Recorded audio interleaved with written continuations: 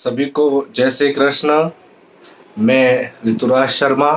आज हम बात करेंगे सन इन सिक्स हाउस।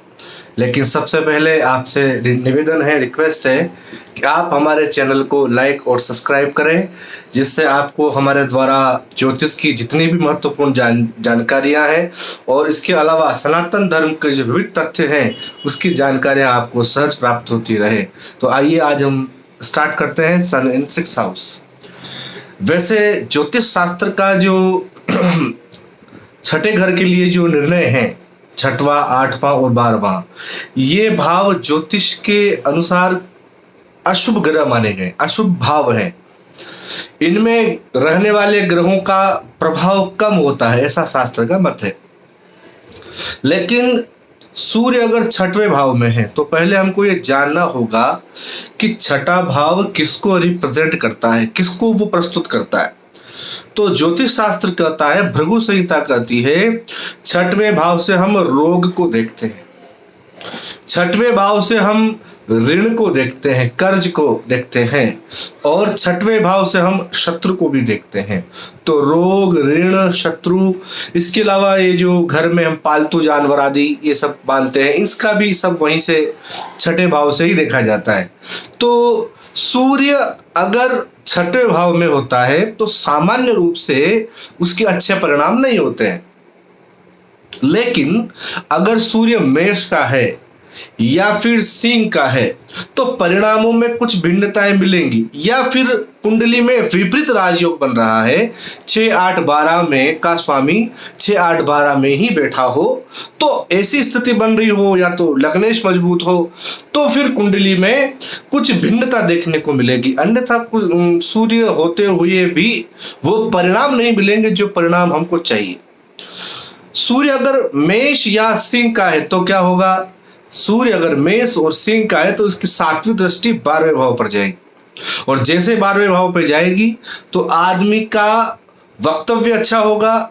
इसके अलावा उसके जो शत्रु हैं उस पर वो विजय प्राप्त करेगा। हाँ, लेकिन क्योंकि छठवां भाव है वो रोग, ऋण, शत्रु आदि, कोर्ट कचौरी का आदि का सूचक है, तो छठवें भाव में सूर्य जब आएगा तो मेष या सिंह, तो हो सकता है कि आपको इन अदालती दाव पेच में विजय मिले।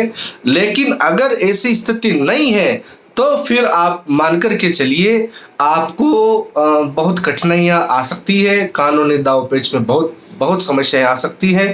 एक बात मैं विशेष कहना चाहता हूँ, 12वां भाव जो है वो विदेश को रिप्रेजेंट करता है, और सूर्य जब वहां देखेगा तो आदमी विदेश भी जाएगा, लेकिन उसके साथ भी कागजी कार्रवाई जुड़ी रहेगी, वीजा है, इनमें सब में बहुत कठिनाइयां आ सकती हैं। तो कहने का अभिप्राय यह है कि छठवें भाव में सूर्य सिंह और मेष को छोड़ करके लगभग सभी में अच्छे परिणाम देने वाला नहीं है। इसीलिए अगर किसी को ज़्यादा कठिनाई आ रही हैं, 10 डिग्री से 20 डिग्री के बीच में अगर सूर्य है तो उसको माणिक आदि पहनने की जरूरत नहीं है। लेकिन अगर इससे कम या ज़्यादा है तो फिर वो जो जातक है वो माणिक धारण कर सकता है, सूर्य को जल चढ़ा सकता है, ये सब क्रियाएं की जा सकती हैं।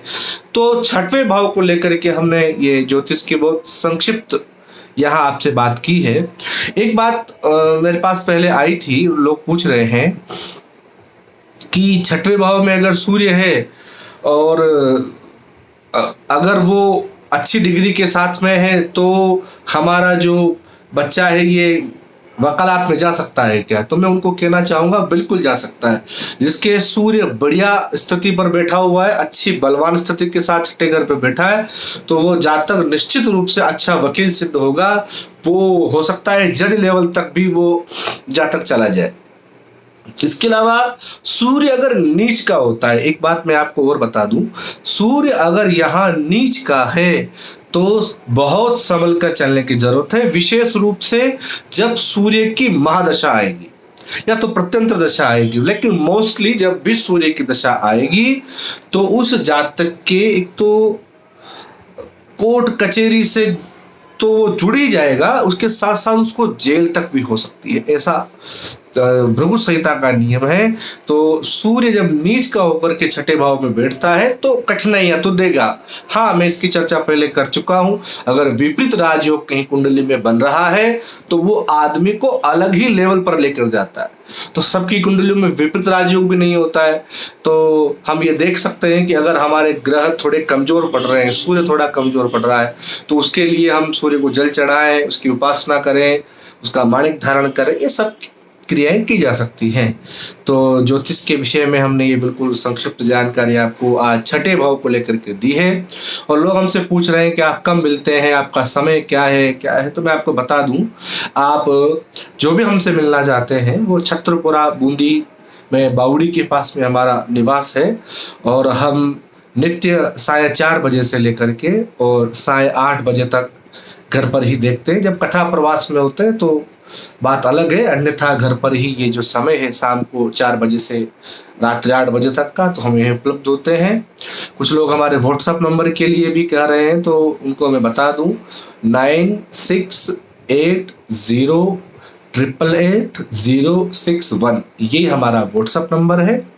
आप इस पर व्हाट्सएप के द्वारा भी आपकी कुंडली को दिखा सकते हैं। तो आगे हम जल्दी आपके लिए नया वीडियो लाएंगे। आज के लिए जय श्री कृष्ण। हमारे चैनल को लाइक और सब्सक्राइब जरूर करें।